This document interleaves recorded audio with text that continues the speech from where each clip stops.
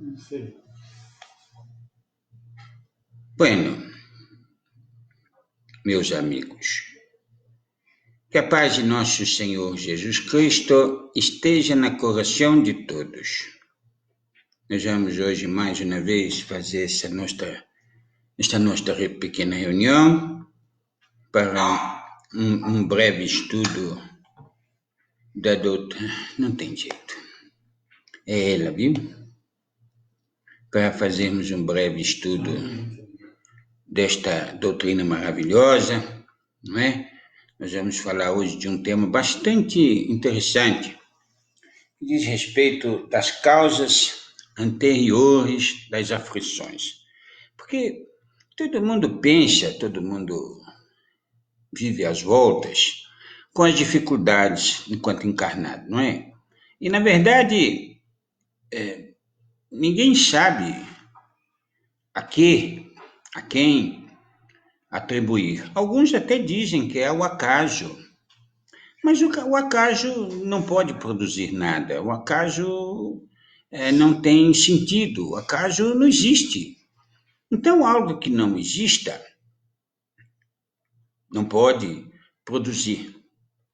Então, deve existir um motivo para as causas anteriores. Quer dizer, por que estamos sofrendo hoje?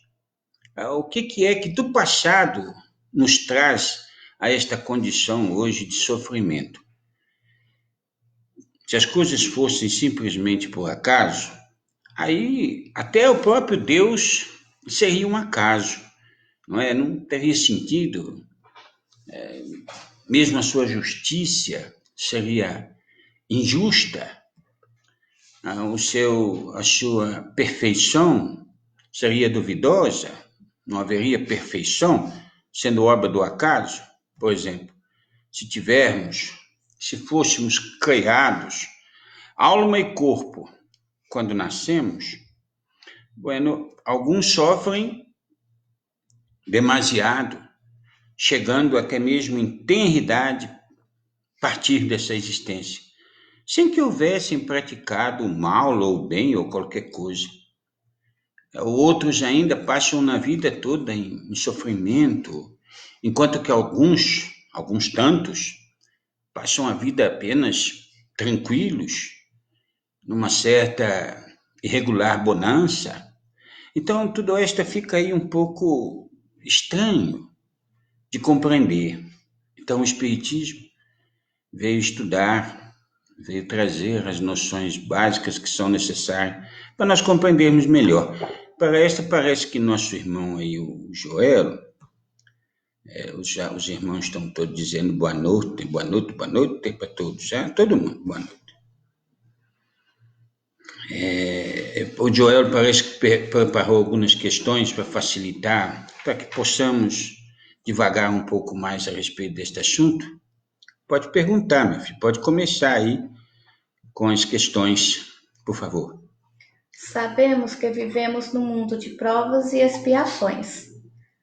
Como podemos entender o que são as provas e o que são as expiações? Entenderam bem a pergunta. Sabemos, é óbvio, que vivemos num mundo de provas e expiações. Como entender o que é prova e o que é expiação? O Evangelho nos traz, no capítulo específico sobre esse tema, que as provas, normalmente quem está provando, quem tem a capacidade de provar, vive com bastante resignação a sua condição, não importa o tamanho da prova. Normalmente quem está espiando passa a vida em lamúria, reclamando. Mas a prova, meus irmãos, é sempre a oportunidade de vencermos, vivermos aquilo que somos capazes, que estamos à altura de fazer. E a expiação, por se tratar de já termos um dia dito que éramos capazes de fazer, ou seja, de passar pela prova e não termos conseguido, mais uma vez, em expiação, continuamos patinando no mesmo lugar. Então, como saber se é uma prova ou na expiação? Olha para a tua vida. Observe o que você está fazendo com ela. Se você encara as dificuldades sempre como castigo, como punição, como algo que você não aguenta, olha, é bem provável que esteja expiando. Mas se as tuas provações, as suas turbulências enquanto encarnado, você conseguir viver no mínimo com resignação, com paciência, é porque você está provando que é capaz de vencer as adversidades que o teu próprio espírito provocou. Que mais? Sendo as expiações a reparação daquilo que fizemos em desacordo com a lei de Deus em vidas passadas, podemos entendê-las como um castigo? Não. Olha, o Evangelho até nos traz, de certa forma, com bastante ênfase. Nós somos sim punidos, mas nós somos punidos porque nós causamos em nós uma deficiência. Porque se nós tivéssemos vencido, nós teríamos apenas louros, teríamos apenas a satisfação de termos cumprido. A punição está em nós mesmos e por causa de nós, que diante da lei, que dizíamos sermos capazes de compreendê-la e vivê-la, falhamos. Então não é um castigo, porque o castigo teria de vir de alguém. E Deus, sendo perfeito, infinitamente bom e justo, não é? Quer dizer, perfeito simplesmente, ele não é capaz de castigar ninguém, mas dar a cada um, segundo a sua obra, o direito do resgate ou do mérito, não é? Por causa do seu demérito, o sofrimento. Por causa do seu mérito, a alegria. Que mais? Deus castiga? É bom, eu já respondi. Deus não castiga. Deus é bom, Deus é perfeito, Deus é justo. É um contrassenso dizer que Deus, o infinito, quer dizer, algo que nem compreendemos, nem sabemos como é inimaginável, mas numa longa distância entendemos apenas que é perfeito, não seria capaz de castigar, até porque o castigo de Deus seria um elefante pisando numa bactéria. Não tem nem lógica. Que mais? Sendo reparações do nosso passado, cada um de nós sabe então por que sofre? No íntimo, claro que todo mundo sabe por que sofre. A questão que nós devemos levar mais em consideração, é que quanto mais evoluído, quanto mais preparado, melhor o entendimento para a previsão de um futuro melhor. Quanto mais endurecido, mais materializado, menos aceitamos que nós somos os culpados. Se você entrar lá na cadeia lá e perguntar quem lá é culpado, eles vão dizer que não. São todos inocentes, mesmo tendo cometido crimes. Mas eles acham, o crime foi porque a sociedade me baniu, foi porque eu não teve chance, quer dizer, e tantos outros também que não tiveram chances e não foram muito bem aceitos, se transformaram em grandes homens de negócio, de família. Depende da evolução de cada um, não? Aí que está a questão. O que mais? Para acreditar que as aflições que sofremos têm suas causas em vidas anteriores, para compreender isso, necessariamente eu preciso acreditar na reencarnação? Olha, quando nós começamos a falar, se você acredita que você foi criado, o seu corpo físico e a tua alma, juntos, bom, fica impossível entender qualquer coisa que acontece hoje. Ou seja, nós teríamos de atribuir a um Deus vingativo, um Deus mau, um Deus que usa, né, dos pequenos para viverem como num tabuleiro de xadrez, um atacando o outro para que alguém vença. Deus seria lá um jogador de xadrez e a vida seria o outro lado. Haveria sempre uma brincadeira. Se acreditássemos mesmo que o corpo e a alma foram criados juntos. Mas se nós acreditarmos que existe ou que existiram outras vidas, que o espírito passou por outras experiências, tanto do mundo espiritual quanto do mundo material, ou seja, encarnado e desencarnado, justifica tudo o que acontece hoje, tudo que não tem explicação. Por exemplo, lá vai eu, coronavírus. Por que acontece uma miséria mundial desta? Onde é que está o sentido disto? Porque alguns poucos, alguns tantos aí desencarnam, morrem, sofrem, e outros tantos não. Qual é o sentido de todas essas coisas, esses flagelos que ocorrem sem mais, sem menos? É um pouco, sim, duvidoso, um pouco. Perdemos até a crença em Deus. Muitos homens falam, perdem, por causa dessas situações. Atribuir a quê? A Deus? Deus maldoso está nos castigando, castigando uma criança, um idoso que passou a vida trabalhando. Então, nós temos que acreditar nas vidas passadas e nas necessidades provatórias e expiatórias desse mundo. Vejam que nem todos vão morrer, desencarnar por causa do coronavírus, mas alguns tantos vão. E outros tantos estão aí vivendo uma histeria coletiva, um desespero anormal, algo tão irracional.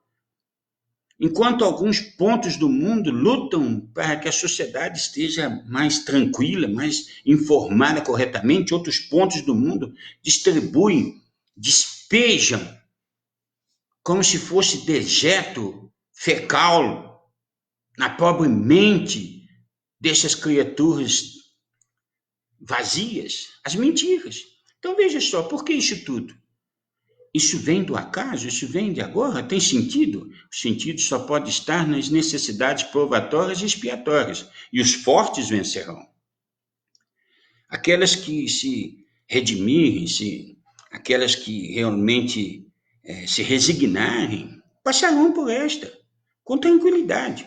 Os outros, pobres delas, estarão sujeitos à miséria de acreditar que tudo é por acaso, que Deus está se vingando, e que os espíritos estão dizendo do fim do mundo, e que tem a nova era. Essa conversa que acontece todas as vezes que acontece alguma transformação na Terra. Só que agora, essa transformação não é lá um monte de gente morrendo de fome na África, que não damos atenção, aquela miséria que já tem milhares e milhares de anos. Agora é uma coisa que veio para dizer o quanto o passado fala alto para nós outros que distanciamos da razão. O que mais? O que podemos entender por gênero de prova? Gênero de prova. Por exemplo, muitas pessoas ficam, será que eu pediu essa prova de ficar sofrendo, ter um câncer? Será que eu pediu para meu pai, minha mãe, idoso, meu avô, minha avó, o meu netinho, minha criança, o jovem, morrer de coronavírus? Que prova é esta? Pois então, ninguém pede para desencarnar, de passar por câncer, sofrer dos efeitos desta Covid-19 aí, o coronavírus.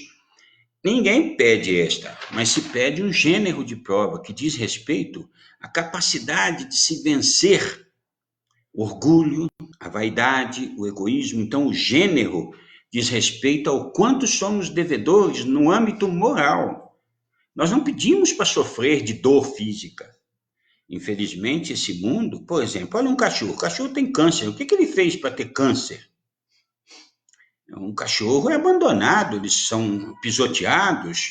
O que ele fez para essa coitada da vaca? Morre lá, leva uma pancada na cabeça ou o pescoço cortado para servir. O que ela fez?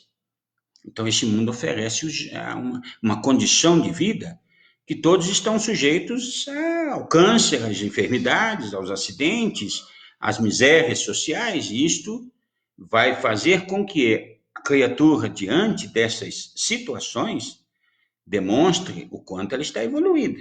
Por exemplo, o orgulhoso vai dizer assim, eu vou entrancar dentro de casa, vou enfiar aqui dentro e vou proteger a minha família. Minha família é importante, isso aqui que vale para mim.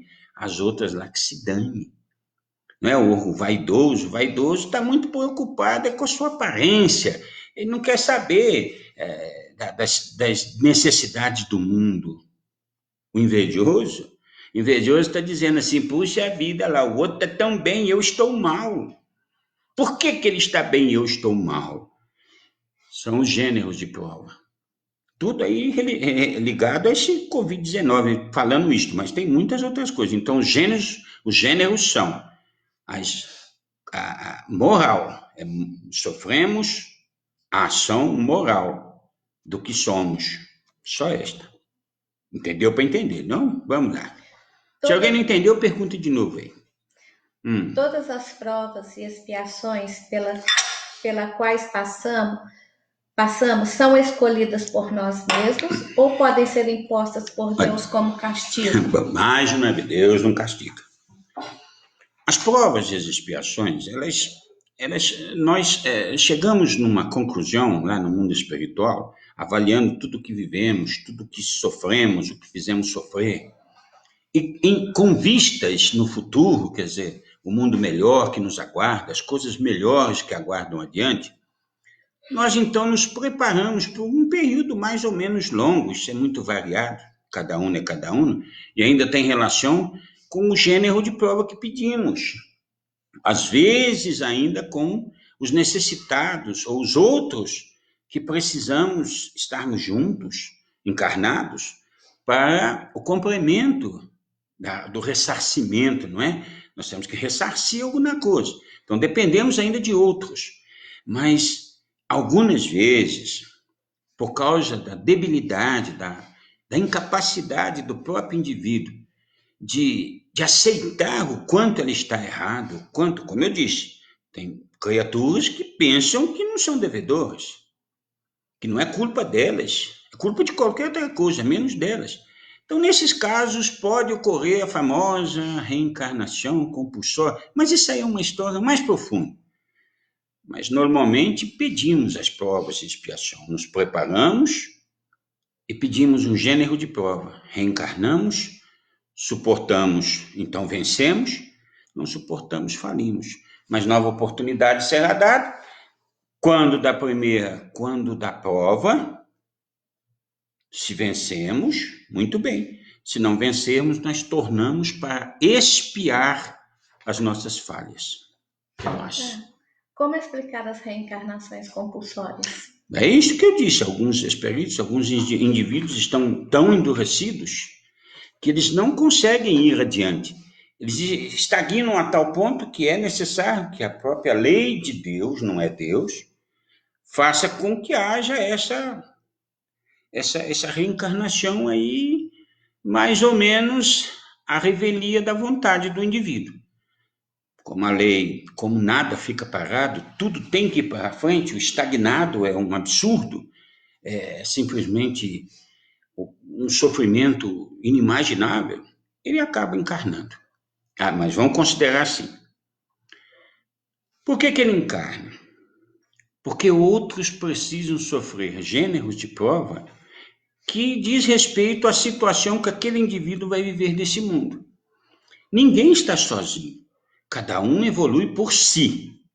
Nem um pai, nem uma mãe, nem um filho, nenhum nem outro evolui por ninguém. Mas cada um por si só, por si próprio. Mas as provas e as expiações ligam umas às outras.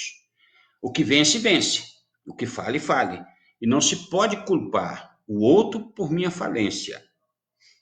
Sou sempre eu, o vencedor ou o infeliz falido da história. O que mais? O que orienta um espírito nas escolhas das provas? O passado. A avaliação de tudo que ela tem feito, tudo que vem vivendo, o quanto ela tem feito pela sua melhora moral. Porque intelectualmente nós evoluímos muito rápido. O mundo espiritual é muito vasto, mas moralmente já é mais lento.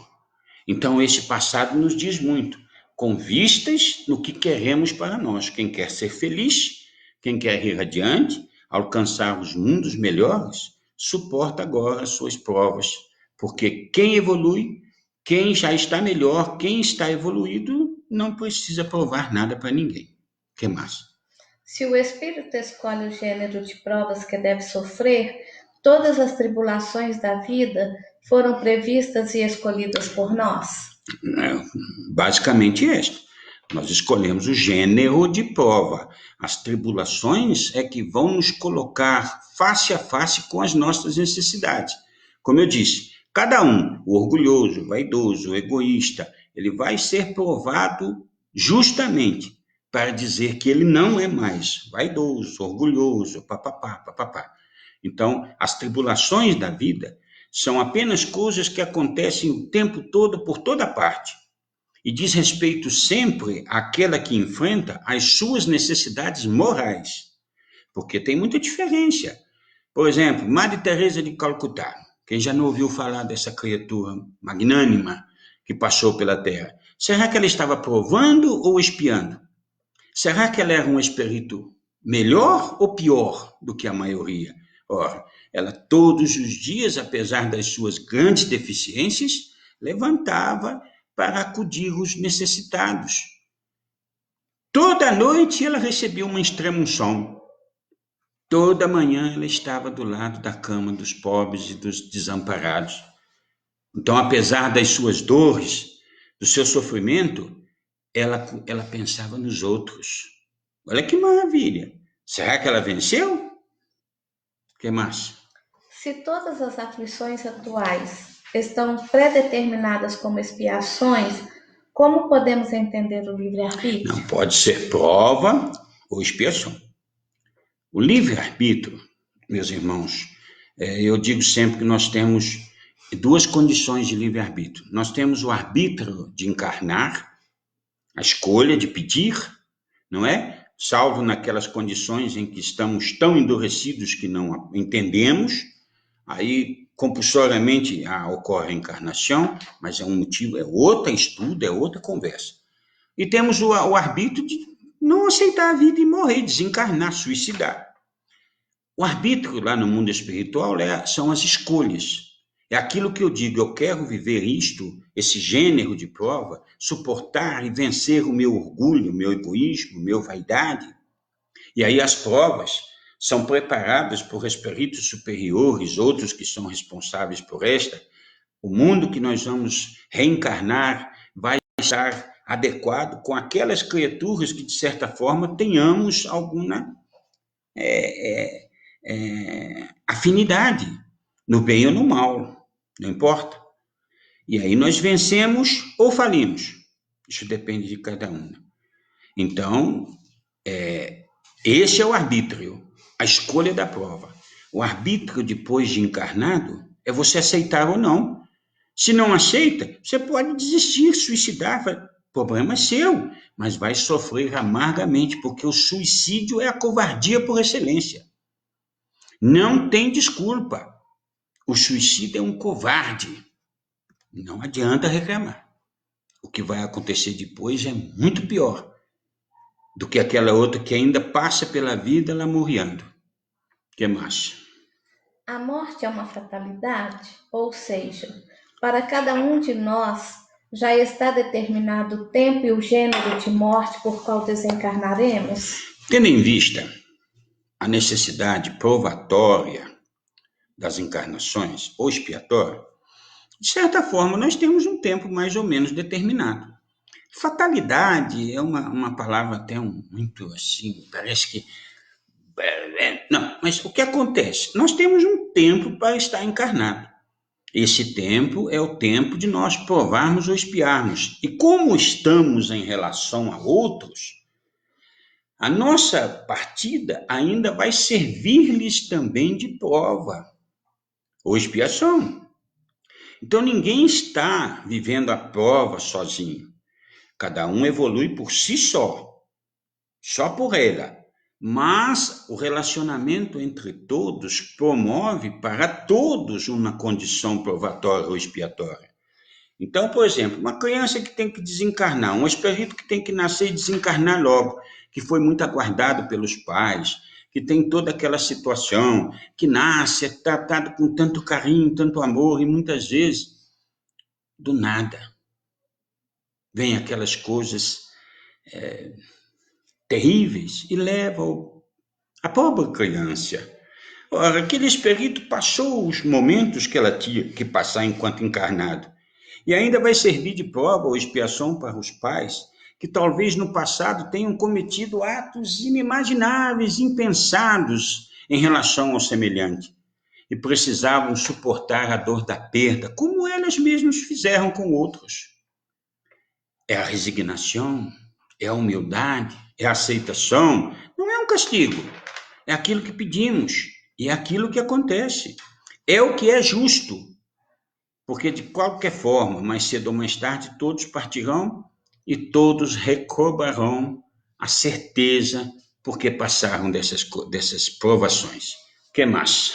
Se tudo está determinado, desde o nosso nascimento até a nossa morte, então nosso futuro já está escrito. Nós escrevemos o futuro com o que fazemos no presente. Olha bem para os teus dias. Olha bem para a tua vida. O que você está fazendo com ela? Você vive lamuriando? A sua vida, você acha que tudo está difícil, só acontece de ruim com você e que o mundo lá fora? Bom, como é que vai ser seu futuro? Não vai ser diferente do que está sendo o seu presente. O seu presente, na verdade, os sofrimentos, as tribulações, justamente diz respeito ao que você já semeou no seu passado. Você está somente colhendo fruto. Mas se você continua pisoteando e jogando a semente ruim no solo, o que é que você vai colher no seu futuro? Então, o que está fatídico nessa ideia é que o seu futuro está relacionado com o seu presente. E o seu presente é causado por teu passado. Quanto menos você reclamar, mais certamente terá um futuro bueno. Quanto mais lamuriar, quanto mais reclamar, quanto mais espernear, mais se afunda no lamaçal da tua ignorância. E mais terrível ainda será o teu futuro, que é macho. Uma pessoa que desiste da vida e se entrega ao suicídio está falindo em relação às suas provas. Eu já disse, o suicídio é sempre uma covardia. Não resta muito o que falar do suicida, não. Em qualquer circunstância, por qualquer motivo, seja na obsessão, seja o diabo do nome que queiram dar, depressão, o suicídio é sempre covardia, porque muitos sofrem da mesma forma e alguns poucos se entregam à melancolia, à tristeza, a esta situação doentia e dão cabo da vida pensando que estarão livres dos seus problemas. Mas se somos espíritos imortais, quer dizer, eu vai apenas deixar o corpo que me servia de alívio para as minhas angústias espirituais e me tornar, então, um doente crônico no mundo espiritual. E sabe lá quanto tempo até que eu recupere o juízo e tenha uma nova oportunidade para resgatar o meu passado. É um castigo imenso que nós provocamos em nós quando suicidamos. E mais ainda, fazemos outros sofrerem muito. Lógico que é a prova delas, mas seremos os causadores dos sofrimentos daquelas que nos amam e nos querem bem. O que mais? Deus sabe que essa pessoa vai suicidar ou ela usa do livre-arbítrio? Deus não interfere em nada. Nós já falamos desta. É mais, outro dia me perguntaram, doutor, se você vive dizendo que Deus não está nem aí. Meus irmãos, Deus não pode estar aí para nada. Ele nos deu o livre-arbítrio, por essa que nós vivemos de uma data imensurável. E viemos evoluindo aos poucos, gradativamente, para que hoje, já na razão, é o que temos, razão, possamos decidir, aceitar ou não aquilo que nós vamos fazer com a nossa existência. A lei de Deus é o fiel da balança. A lei de Deus. Se nós colocarmos peso do lado do mal, o fiel vai pender para outro lado. E aí sofreremos a condição. Se nós colocarmos o peso do bem na balança, o fiel vai pender para outro lado. Então, a lei de Deus é muito simples. Sede perfeito como perfeito é o vosso Pai, disse Jesus. Quer dizer, Jesus ensinou, mas eu é o caminho, a verdade e a vida. Ninguém vai ao Pai se não for por mim. O que Jesus fez quando encarnado? Ele lutou contra todas as atrocidades da humanidade. Ele veio ensinar a lei de amor, de justiça, caridade. É muito simples. Vamos viver como Jesus viveu, que tudo vai dar certo. O que mais? Desde que Deus sabe tudo, também sabe se um homem deve vencer ou falir diante de uma prova. Nesse caso, qual a necessidade da prova se Deus já conhece nossos limites? Meus irmãos, Deus criou o infinito. Deus criou tudo. E o tudo que ele criou é sempre bueno, é sempre perfeito, é sempre maravilhoso. Desde os mundos lá primitivos até os mundos superiores. Deus criou tudo para nós. Para que nós tivéssemos mérito de sermos dignos destas coisas. Ele nos deu a inteligência, o conhecimento e a moral. Então, quando eu provo, eu não estou provando para Deus, estou provando para mim que eu sou digno de algo melhor. Eu não estou provando para os outros, ninguém está preocupado comigo, nem o anjo da guarda, nem uma ex-mãe, um ex-pai, nem meu pai, nem minha mãe, nem meus futuros pais e mães, ninguém está preocupado. Quando eu desencarno, tornamos ao mundo espiritual, somos indivíduos, todos irmãos, e a cada um segundo sua obra. Todos são respeitados pelos que são, pelo que fazem. Só sofre as angústias o próprio, outros não, porque quanto mais evoluídos, sabemos que sempre uma nova oportunidade teremos. Então isso é que temos que ter em mente. Deus não quer que nós provemos nada. Ele apenas nos deu o direito, a chance de sermos dignos das coisas. Para isso ele colocou a lei. Viva segundo a lei, quer dizer, eu é o caminho, a verdade e a vida, diz Jesus. E seja digno das coisas do Pai.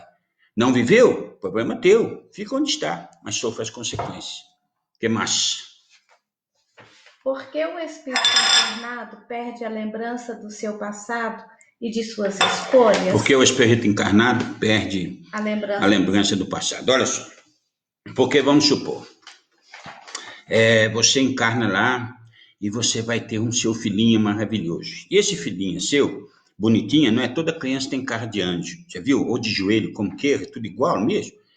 E você olha para a criança, quanta ternura nós sentimos. Quanto amor aquela mãe não sente. E se aquela criança que nasce ali fosse um assassino do passado, um déspota que destruiu a sua família, matou um filho seu, te matou. O que foi, Felipe? É uma moça que quer que escreve em espanhol. Espanhol? Escreveu quem em espanhol? Habla espanhol? Não brinca, não. Olha, já pensou se aquela mãe visse na criança que nasce o assassino do passado? Por exemplo, acabaria de nascer, ela pegaria e mataria afogado no vaso sanitário, você não acha? Por causa do teu orgulho, da tua vaidade? Ou outras situações qualquer, se diante da prova você soubesse o que você fez, ou você se visse o que você foi, será que você não desviaria das oportunidades para não ter que passar pela prova de novo? Então, entre aspas, o esquecimento do passado é uma bênção. Mas tem uma coisa aí que devemos considerar. Durante o sono, principalmente, há um breve desligamento do espírito da matéria.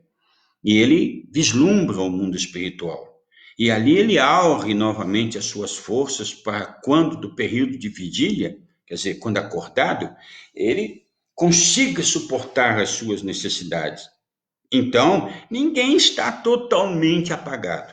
Nós não nos lembramos, porque é injusto, não tem sentido. Mas, frequentemente, nós temos o amparo do mundo espiritual quando nesses períodos, para termos força para continuar adiante.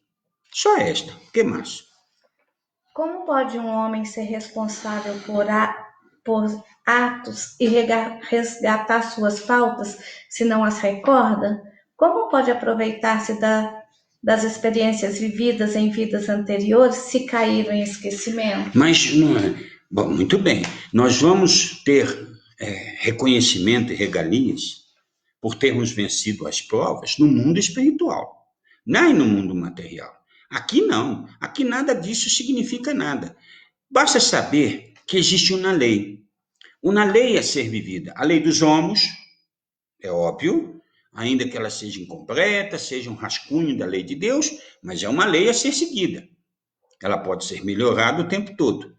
E, primeiro, a lei de Deus, quer dizer, a lei de amor, justiça e caridade. Faça teu semelhante que gostaria que te fosse feito, ama a Deus sobre todas as coisas. Essa é a lei. Viva dentro desta lei, que você estará cumprindo com o que veio fazer na terra. Seja humilde, seja paciente, não seja vaidoso. Isso é vencer a prova. É o que basta saber. E as tribulações que porventura batem à tua porta é sempre motivo de observância. Observa. Ela está te convidando à transformação. Então aproveita, transforma, porque o contrário é a falência. Quando desperto no mundo maior, você vai ver bem, vai se lembrar de tudo e ver bem porque você passou por esta. E ao final das contas você vai dizer, bem, eu venceu, ou bem, eu faliu. Que mais? Se as tribulações e aflições da vida servem de resgate e aprendizagem para o espírito, com o esquecimento do passado, cada nova existência é como se fosse a primeira. Como conciliar isso com a justiça de Deus? Justamente. É a justiça de Deus que nos dá a oportunidade sempre de fazer certo. Indiferente de nós termos tido uma vida no passado de esplendores ou de tremores, de falências. A oportunidade é agora. Conhece a ti mesmo. Já dizia o filósofo. Conhece a ti mesmo. Quer dizer, você quer saber até onde você pode ir, o que você pode fazer, o que não pode? Olha para dentro de si, veja quais são suas tendências. E aí você pode programar a tua vida, independente do que você foi, e fazer bem. Por exemplo, você quer parar de fumar? O que você não pode fazer? Comprar cigarro. E não pode pedir cigarro para os outros, porque além de aí ser sem vergonha é vagabundo. Você quer parar de beber? Onde você não pode ir? Num bar. E não pode ter bebida na sua casa. Então conhece a ti mesmo. Quais são as suas imperfeições? O que te faz mais? Por exemplo, você gosta de uma fofoquinha? Fofoca sempre faz mal. Sempre é ruim. Sempre é nocivo. Você é fofoqueiro? Quando você ver lá aquele grupinho de pessoas que gostam de ficar destilando o seu veneno e falando mal, julgando, condenando, não vá lá, que você acaba por vencer o mal que você tem. Então, esta é uma grande oportunidade. É ímpar. Faz assim, que tudo dá certo. Faça diferente e continue o mesmo, e aí cada vez mais a tua expiação será mais dura. O que mais? Bem-aventurados os aflitos, pois que serão consolados. Já. Como entender essa bem-aventurança? Ou seja, como entender sofrer para ser feliz? Isso daí os céticos, os maldosos, veem nisso um contrassenso. Quer dizer, eu tenho que sofrer para ser feliz? Meus irmãos, ninguém está sofrendo por castigo. Nós estamos sofrendo e por causa do livre-arbítrio escolhemos um gênero de prova para a nossa transformação. Bem-aventurado aquele que sofre e resignado vence. Foi o que quis dizer Jesus. Não é o seguinte, vai sofrer que você vai alcançar. E eu pego, vou lá e corto a mão, eu fico batendo, me flagelando com aquele negocinho nas costas. Não é assim não. Vence as tribulações do teu espírito, o orgulho, sofra, lute contra esta, porque não é fácil vencer os vícios. Então vença, sofra e vença, que você será digno de um mundo melhor. É mais ou menos esta. Lá nesse capítulo aí das bem-aventuranças, você tem isso daí. Dá uma lida lá, que é mais profundo do que eu ficar falando. Isso daqui é bastante complexo. Mas Deus não quer ninguém com dor. Deus não quer ninguém infeliz. Deus nos quer feliz. Para esta, vence o que você é. Sofra, mas porque você está lutando contra o mal. E tenha realmente certeza que o futuro lhe será bem de buena ventura. Agora, fica aí reclamando, lamuriando, que você não vai sair do lugar. O que mais? Saber que somos tão devedores frente à Joel lei de é Deus doido, né? pode ser motivo de desânimo para muitos. Como entender a melancolia que acomete a tantos, fazendo desistirem da vida? Covardia. Covardia, eu já falou desta. A melancolia, quer dizer, aquela lembrança que vem do passado, aquela vontade de deixarmos tudo, porque antes estava melhor, não é? Por que eu estou encarnado, por exemplo, se lá era melhor? Isso aí é covardia. Porque o livre-arbítrio nós temos no mundo espiritual e passamos o tempo que nós quisermos por lá, nos preparando, estudando, avaliando, visitando o mundo, esses mundos inferiores como a Terra, para observar os outros e ver como que eles estão vivendo. Vermos, nos preparamos para vermos se somos dignos de estarmos encarnados. A melancolia, quer dizer, essa vontade que dá de largar tudo e ir embora, não passa de covardia, mas será um grande peso para aquela que dá cabo da vida, por exemplo, ou desanima, entra nesses processos de depressão e tudo mais, vai sofrer a consequência disso. Pode ter certeza. O que mais? Doutor, terminou. Terminou as perguntas do Joel? Terminou. O Joel é, ó, como diz lá, ele faz umas perguntas difíceis aí. Tem uma moça aqui da Argentina. Ela pergunta como pode fazer para deixar de ter medo em casa, sente sempre a presença de alguém que não pode ver. E outra coisa, ela gostaria de saber se a mãe dela está bem, faleceu há 2 anos de câncer. E porque ela faleceu tão rápido e tão jovem. Bom, vamos para vamos volta para o começo. Ela sente a presença, ela tem alguma situação relacionada à mediunidade. Como é que ela chama? Sofia. Sofia, presta atenção. É bem provável que isso se trate de mediunidade. Algumas vezes é mediunidade. Outras vezes, tantas não. A mediunidade, nós já fizemos um estudo a respeito. Se você procurar aí algum vídeo aí para trás, você vai ver. Todos são médiuns. E eu quero te dizer é o seguinte, você não tem que ter medo das coisas. Justamente, o médium fica com medo porque ele não compreende. Mas a partir do momento que ela começa a compreender, que ela estuda, que ela busca a razão das coisas, por que ele é médium e por que esses espíritos estão à sua volta, na verdade os espíritos estão por toda parte, não tem nenhum espírito preso no céu, ou preso no inferno, ou preso no purgatório, isso não existe. Os espíritos estão por toda parte. E alguns médiuns podem senti-los, de alguma forma, vê-los, ouvi-los e por aí afora vai. O que é muito importante, Sofia, que você faça, procure na casa espírita séria, não é esses negócios sincréticos, não, é casa espírita. Vai estudar. Toma para você, pega lá o Pentateuco Espírita, 5 livros da doutrina espírita, e comece a estudar mais a miúde o livro dos médiuns. Que você... Passa o seu endereço que eu vou mandar para você. Pode passar.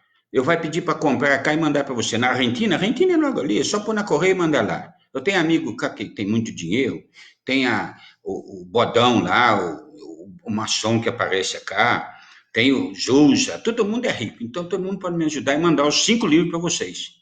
É para você aí, quem mais precisar, faço questão.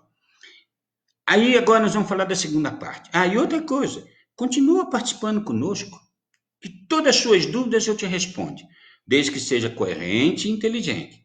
Não me pergunta coisas absurdas, porque não tem sentido. Espiritismo é lógica. Espiritismo é 1 mais 1 igual a 2. Espiritismo não é igual a 3 nunca. Espiritismo tem que ter a lógica de Deus, a lei de Deus, lei de amor, justiça e caridade. Segunda parte da pergunta. Por que tua mãe desencarnou cedo? Olha, minha filha, como nós estamos falando desde o começo, ninguém desencarna cedo ou tarde, mas sim no tempo certo. Sua mãe, bem provável que era uma criatura muito amada, porque você tem lembrança dela e quer o bem dela até hoje, assim como provavelmente de onde ela estiver, ela continua vibrando por você. Mas ela cumpriu sobre esta vida de encarnado a sua prova. Cumpriu, talvez com resignação, venceu. Chegou o tempo, partiu. E aí agora é o tempo de vocês vencerem também a prova, de compreenderem, de se resignarem. Olha só, um pássaro passa a vida toda preso numa gaiola. Ele não canta de felicidade, ele canta de saudade da liberdade. No dia que nós abrimos a porta, que esse pássaro sai voando, ele está livre. Aí sim ele cantará novamente porque estará feliz. Então é bem, a sua mãe ganhou a liberdade de partir. Não importa se é cedo ou tarde. E como os espíritos não morrem, o que morre é a carne, o espírito agora está livre para, provavelmente, sempre que pode, estar do teu lado e vibrando com você.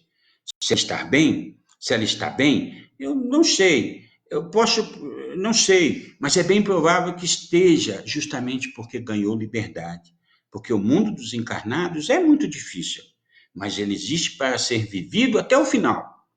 No dia, pode ter certeza, que você ganhar a sua liberdade, o seu mãezinha querida vai estar lá de braços abertos te aguardando. Mas por hora, tenha sempre lembranças dela, mas das coisas buenas que vocês viveram. Não fica lembrando da sua passagem, das dificuldades, não, porque isso o espírito não quer lembrar. Ele quer lembrar dos amores que ele deixou e que um dia estará lá para receber. Tá bom, minha querida? Parece que ela pergunta também que os filhos dela têm medo de dormir à noite. Os filhos têm medo de dormir à noite? Pois é. É bem provável que vocês aí todos são uma família de médiuns que estão no pontinho de pôr para aprender. Vai aprender. Faz o seguinte, hoje logo no final, coloca a sua garrafa com água. Nós vamos fazer uma vibração por todos vocês. Lembra que não existe distância para nós. O Dr. Fritz está usando de um instrumento e os espíritos estão por toda parte. E nós vamos vibrar intensamente por você. Ele vai pegar o seu nome, passa o seu nome ali, o nome seu, dos seus filhos, da sua família. Quem você quer que nós vibremos?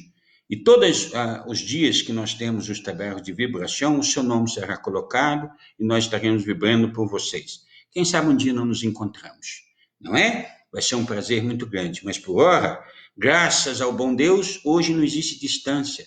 Veja, nós estamos aqui falando da Brasil, você está aí na Argentina, e estamos juntos, porque somos espíritos, filhos de Deus. Já? Depois você põe o nome dos seus filhos, do seu, que nós vamos vibrar lá na Casa Espírita. O que mais? A angústia de um pai referente a filho rebelde seria uma prova para os pais? É sempre uma prova. O relacionamento de umas com outras é sempre uma prova. Os filhos, os ingratos, a ingratidão dos filhos, tem inclusive no Evangelho um capítulo especial sobre isso. Devemos considerar o que nós fizemos no passado. Quem são esses filhos? Por que eles estão com nós? O que nós já não fizemos? É lógico que pagar com ingratidão pelo amor que recebemos vai ser muito penoso quando despertarmos no mundo espiritual. Mas é a prova daquelas que vivem. Seja resignado, ensina tudo o que puder aos teus filhos, porque você é coautor da sua vida agora enquanto encarnado. Então, tudo o que acontecer com ela, a responsabilidade será sua. Portanto, faça de seu vida o melhor para os seus, para que no dia lá que você estiver diante de si, você não tenha que dizer, puxa vida, eu não fiz esta. Então, faça tudo, mas lembra, amor não é conivente com o mal. Os filhos têm de aprender a respeitar os pais. Já? Que mais? O mundo, passando por esta enfermidade, quem desencarnou sozinho é uma expiação e para a família uma prova? Entendeu a pergunta? Se quem desencarnou sozinho com esse Covid-19 aí, Quem desencarnou? Não, ninguém desencarna sozinho, tá cheio de médico lá, enfermeiro. se é uma prova Olha, meus irmãos, ou uma expiação? na verdade é o seguinte, ninguém desencarna sozinho.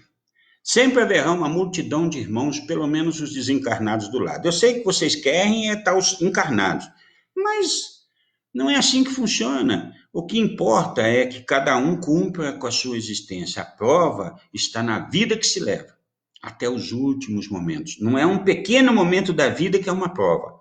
A prova é a vida toda. E que mais? Dr. Fritz, ao longo dos anos que você vem ouvindo todos nós, você acha que nós sabemos o que viemos fazer aqui na Terra? Deixa eu falar uma coisa para você. Primeira coisa, eu sou muito azarado.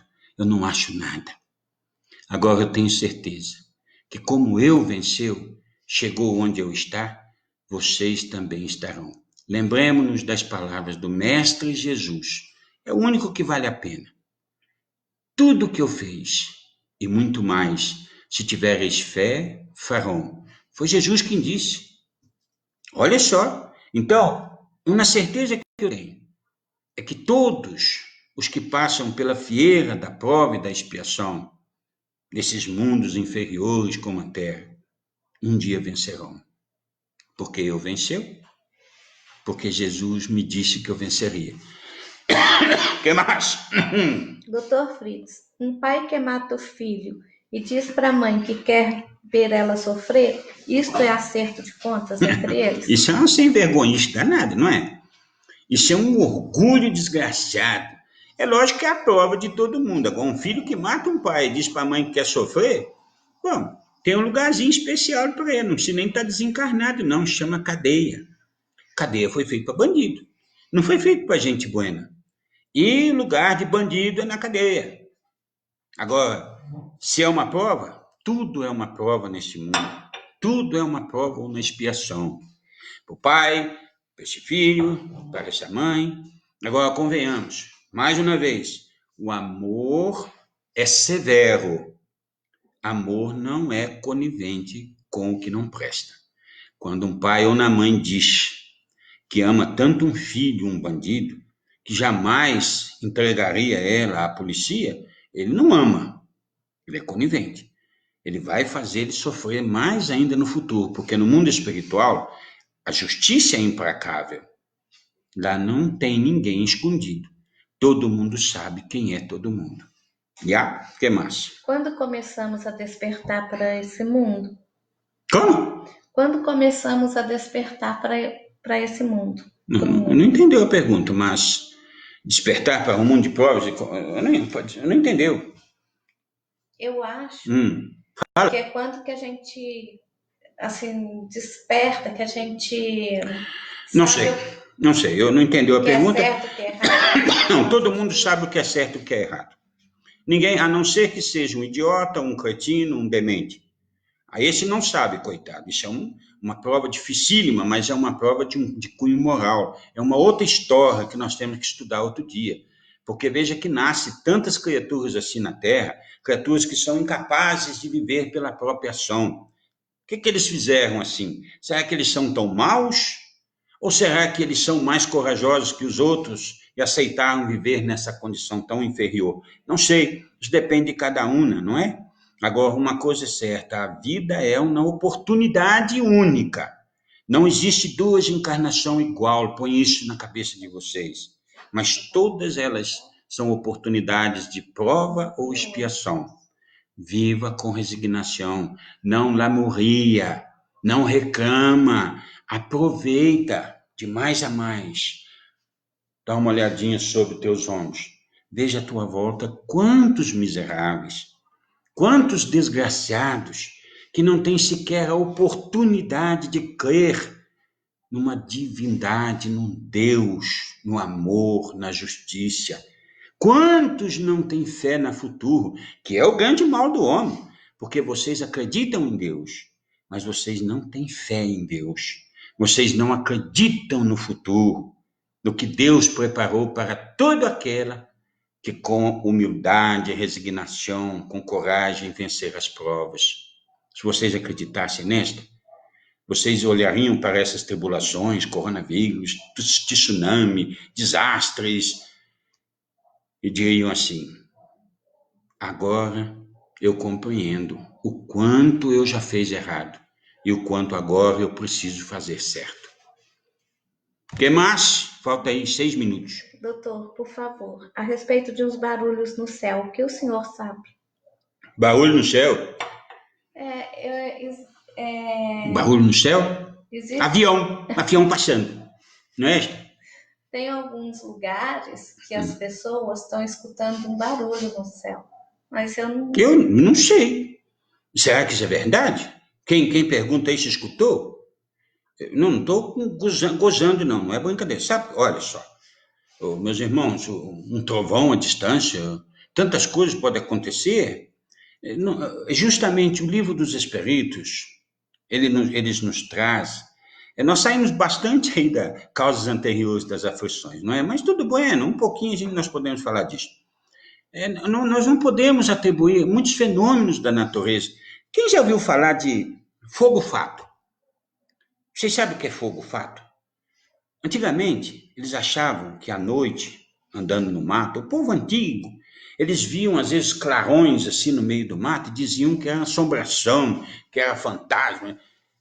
Mais tarde a ciência descobriu o fígado é uma bomba de substância química, o fígado de todos os animais, do homem e de todo bicho. Então, quando morre um animal no meio do mato, o seu fígado vai entrando e vai apodrecendo. E aquelas substâncias químicas que tem ali dentro, muitos ácidos, de repente eles entram em combustão. Então, eles formam um clarão. Normalmente é uma cor azulada, esverdeada, muito forte. Então, muitos homens viram aquilo e achavam que era bicho, que era fantasma, que era espírito.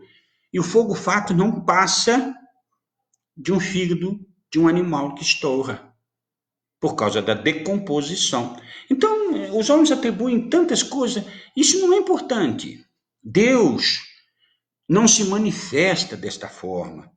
Deus se manifesta no amor, na justiça e na caridade.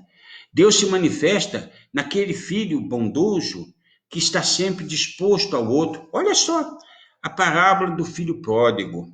Vocês já leram isto? Que parábola maravilhosa! E ela diz muito mais de um filho rebelde que ficou do que de um filho rebelde que foi. Se os homens entendessem mais, eles veriam que as coisas de Deus são mais simples do que os homens fazem com elas. Já? Então eu não sei de barulho, não.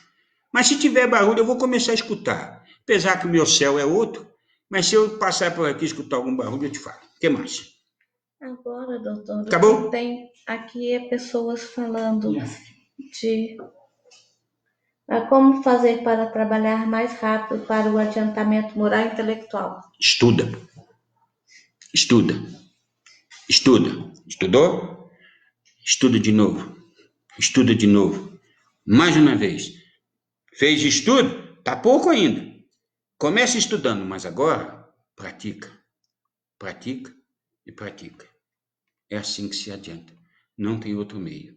Se você não conhecer a lei de Deus, você não pode praticá-la. Eu ouvi muito algumas pessoas que falam assim, olha lá, doutor, ele é tão humilde, ele não sabe nem ler nem escrever, mas ele é humilde, ele é bondoso. Olha, ele é bondoso até que alguém pise no calo dela. E quando alguém pisa no calo dela, ela pode mudar completamente. Então, sem conhecimento, não estou dizendo que quem não sabe ler e escrever não seja bom, não é isto. Estou dizendo que quem estuda a lei de Deus sabe muito bem como enfrentar as dificuldades da vida. Muitas vezes a pessoa simples dá a impressão de mais humilde. Nem sempre é. Ele é humilde porque ele é mais acanhado, mais envergonhado. Mas pode ser que não leve desaforo para casa.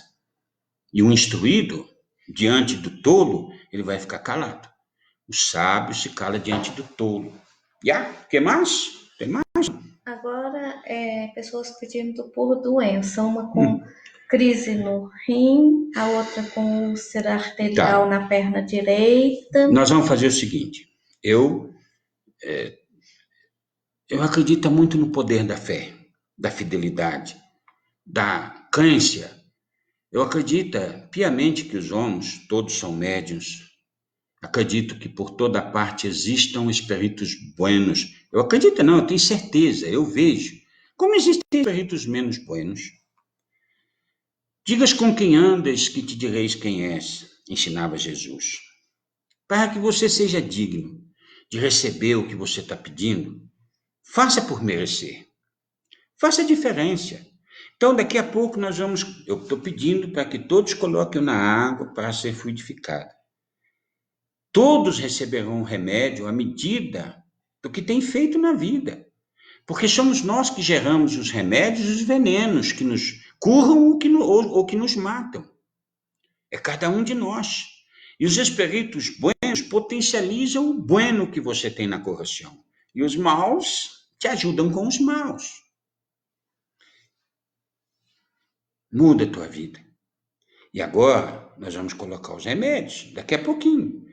Coloca a tua água para fluidificar. E nessa água estão os remédios que você precisa. Porque Deus está por toda parte. Deus somos todos nós. Deus é amor, Deus é vida. Deus é cura. Deus é esperança. Deus é futuro, é vida. Deus é amor. Então nós vamos fluidificar. E se você for merecedor, o remédio estará aí. Pode ter certeza. Depois entre em contato conosco. Nós vamos colocar os nomes para a vibração nas casas espíritas. Nós temos vários dias tem o taberno da Júlia, o taberno da Joel, tem o taberno do Pastor Master, tem um monte de gente lá taberando. Tem o taberno do Dr. Fritz, todo mundo está fazendo, não é? O que foi? O que você está falando não aí? Ela está assim. Ela fez assim para mim, mas ela não sabe nada. Não liga para ela não. Ela está escondida ali, mas ela não está sabendo. Até porque ela está falando que só o Joel está fazendo. É porque eles acham, esses coitadinhos desses encarnados, que a casa espírita só tem encarnado fazendo taberno lá, que os espíritos não existem, sabe? É a fé no futuro que eles têm. Eles não fazem nem ideia que os espíritos estão tabernando diuturnamente por todos que se ligam a nós. E nós, os espíritos sérios, nós não estamos preocupados com o seu merecimento ou não. Nós estamos preocupados em fazer a todo filho de Deus.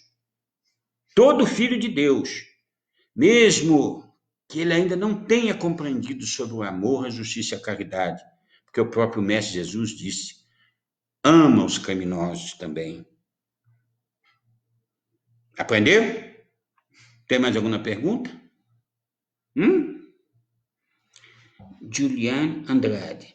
Pode falar o que quiser aqui para o Dr. Fritz, viu, Sofia? Ele vai até aí na Argentina também, se merecermos. É verdade, ô Juliane Andrade. Na verdade, os espíritos, meus irmãos, existem pleiades de irmãos que trabalham muito. Dr. Fritz é apenas um nome. Existem muitos Dr. Fritz, Dr. José, Dr. Pedro, Dr. Miguel, Dr. Franz, Dr. Hans. Existe todo tipo de espírito com todo tipo de nome. Mas nós somos todos unos, filhos de Deus. À medida que evoluímos, nós trabalhamos incessantemente porque o trabalho nos faz melhores. Nós trabalhamos porque é o que Jesus nos ensinou. Faça aos outros o que gostaria que te fosse feito. E por toda parte, o tempo todo, os espíritos buenos estão trabalhando. Mas por toda parte também estão os espíritos levianos. E nós nos ligamos com as nossas condutas, a uns ou a outros. A escolha é nossa. Livre-arbítrio. Ama o teu semelhante. Seja bueno, seja piedoso e caridoso. Seja paciente. E sempre haverá um bom anjo, um bom amigo espiritual do teu lado. E ainda que você tenha de passar por suas provas ou suas expiações, eles estarão te apoiando. Tem uma história que eu acho tão bonita. Diz que tinha um homem andando na praia e sempre ele via as pegadas de Jesus do lado dela. Um belo dia ele não via mais. Ele via só pegadas no chão. Lá na frente, um dia ele desencarnou, ele falou, puxa vida, Jesus, quando eu estava nos momentos mais difíceis, você me abandonou. Aí Jesus bondosamente tomou ela e disse, aquele momento que você via apenas as pegadas, umas pegadas, eram as minhas te carregando no colo. Nós não entendemos isto, né? Nós só vemos por cima e não sabemos que os espíritos, na verdade, trabalham incessantemente. Mais alguma coisa? Tem 2 perguntas. Faça aí que está passando um pouco, calma aí, você pode falar. Uma vez o senhor disse que existe o lado muito feio do espiritismo. Pode dizer como é isso? O lado feio do espiritismo? Bom, eu não sei quando que eu disse isso, não. Eu não sei quando que eu falo isso, não. Chegou a hora de você aprender a transformar seu hobby em renda e se profissionalizar. O que é isso? Eu não quero isso, não. O que eu falou do espiritismo? Não, espiritismo é sempre bom. Espiritismo é sempre bom. Espiritismo é quem estuda aqui. Ó. Nós vamos mandar lá para Sofia, lá na Argentina. É esse aqui, ó. Espiritismo é esse aqui, ó.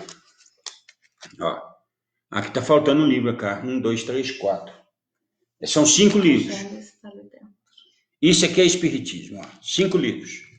Então, isso daqui, que começa aqui com o Livro dos Espíritos, ó. Isso é bom. Livro dos Espíritos, o Livro dos Médiuns, o Céu e o Inferno,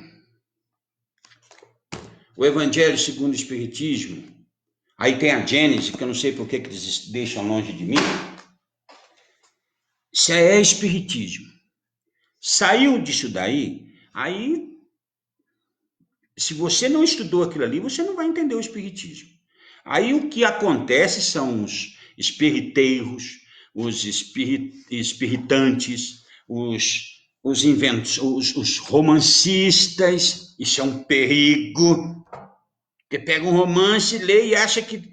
Estuda ali, primeiro. Depois você pega um bom romance, que tem maravilhosos, aí você vai entender que aquilo ali é um romance, é uma forma romanceada de ensinar alguma coisa. Mas primeiro é aquilo ali. Então o espiritismo nunca é ruim. O outro lado são os fanáticos, são os tolos e os que querem ser enganados. O que mais? Qual outra pergunta? Doutor, minha mãe tem medo de tudo, até mesmo porque veio de perdas, irmãos, pai e mãe ficou sem ninguém. Da família, aos 13 anos, tem alguma coisa a ver com esse medo de tudo? Passa até mal, às vezes, com medo. São muitos os fatores. A solidão, as tristezas, os estresses da vida, mas tem a ver também, pode ter com a mediunidade, uma mediunidade doentia, chamada mediunidade doentia, porque ela não está esclarecida, não está... Tá perguntando, Tiago Juliano, pode colocar o cuerpo? Cuerpo? Pode colocar, coloca a garrafa e o cupo, qualquer coisa. Pode ser muitos fatores, mas é bom observar também se não tem algum problema clínico. Leva num geriatra, veja se não tem alguma deficiência, porque algumas enfermidades podem causar também temores, como síndrome do pânico, algumas coisas. É preciso de ver. Já? Coloca o nome dela para vibrar aí hoje. Vamos vibrar por ela. O que mais? Acabou? Então nós vamos passar agora, é aquela hora gostosa. Meus irmãos, a fé significa fidelidade. A palavra fé vem do radical fidelis, fidelidade. Pronto, vamos falar assim. Tem outro sentido lá, mas vamos ficar na fidelidade. É fiel a Deus. Tem gente que escreve aí, Deus é fiel. Deus não é fiel não, mesmo. Deus é o Pai. Deus criou tudo, Deus fez tudo. Acabou. Deus é o dono, é o proprietário. Ele que manda e desmanda, ele é que faz e acontece. Então quem tem de ser fiel sou eu. Sou eu. I am. Gostou, Felipe? Fala até outras línguas, fala até em chinês, se você quiser.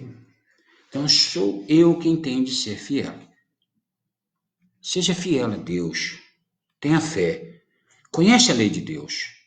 Se você tem fé, então, você deseja mesmo mudar, deseja que as coisas aconteçam, comece a viver com resignação, com paciência, com prudência. E tudo é possível. Essa água que está na frente do teu cupo agora, na tua frente aí, vocês não colocaram para vocês hoje, não? Vocês não têm fé mesmo, né? Eu tenho água de ontem. Joga lá fora, vamos para outra. E ninguém bebeu de ontem, quer dizer que nem prestar para eles, prestou. Puxa, tá vendo? Fluidificou ontem, nem beberam. Tá lá, vão jogar tudo fora. Sabe por quê? É a fé, é o que eu estou falando. Cadê tua fé? Você pede, coloca o remédio, doutor Freitas, e não bebe o remédio? Diz que tinha lá no Nordeste, lá chove pouco, no Nordeste do Brasil. viu, ô, Sofia? Diz que lá chove muito pouco. E diz que tinha um padre lá que era um padre porreta. Ele ia no lugar que ele ia, rezava e chovia. Aí chamaram ele para ir num lugar lá muito seco, que não chovia de jeito nenhum, né? Aí chegou o padre lá, ele entrou na igreja assim, cheio de gente, ele olhou. Eu falei, vou embora. Eu falei, mas por quê? O que aconteceu? Vocês me chamaram aqui para fazer chover. Vocês acreditam tanto que ninguém trouxe guarda-chuva? Então, vem cá. Você pede para colocar o remédio ali e não tem fé? Não vai fazer efeito nenhum. Porque a fé é a reforma íntima, é a certeza, é acreditar no futuro. Então, essa água aí agora, eleva teu pensamento a Deus com humildade e sinceridade. E permite, meu Pai amado, nesse instante, por esse grande planeta, esse planeta maravilhoso, a Terra, onde quer que haja, ensinou Jesus, 2 ou mais irmãos reunidos em seu nome, lá ela estaria. Então, que pelo poder desse divino mestre, esse mestre que nos amou e nos ama tanto, que seja nesse instante derramado sobre essa água os remédios que tanto precisamos. O remédio do amor, da justiça e da caridade. E aí sim, dignos filhos de Deus que somos, faremos cada dia melhor. E cada dia mais esses remédios farão de nós homens mais pacientes, indulgentes e resignados. E que as doenças físicas, meus irmãos, possam também ser acalentadas, sejam curadas. Mas milagre não existe. Tenhamos sempre razão, que às vezes Deus coloca um bom médico em nossa frente, para que sejamos bem atendidos. Este é o poder da fé. O milagre é absurdo. Deus é razão. Deus é verdade. Deus é para todos. Eis o remédio que te cura por causa da tua fé. Meus queridos e amados irmãos, que a paz de nosso amado e bondoso Jesus Cristo esteja no coração de todos. Deste irmão que muito vos ama, que muito vos quer bem, um forte e terno abraço. O instrumento está com cistite, não é? Tem remédio aqui para cistite dele também, viu? Vai curar. Bebe bastante chá, faz uso dos remédios, está fazendo ozônio, não é? Vai ficar bueno, viu? É rapidinho. Isso é uma cistite mesmo, infecção. E está todo o canal infeccionado, o canal da ruína. Vai fazer o que? É gordo? Tem que sofrer mesmo. Ai, Jesus. Meus irmãos, eu gosto tanto de vocês, se eu pudesse eu ficava cá conversando. Mas eu não pode. Eu tenho que ir embora, que eu tenho mais compromisso lá no mundo espiritual e também no mundo material. Hasta la vista. Padre nostro, que estais nos cielos. Sim.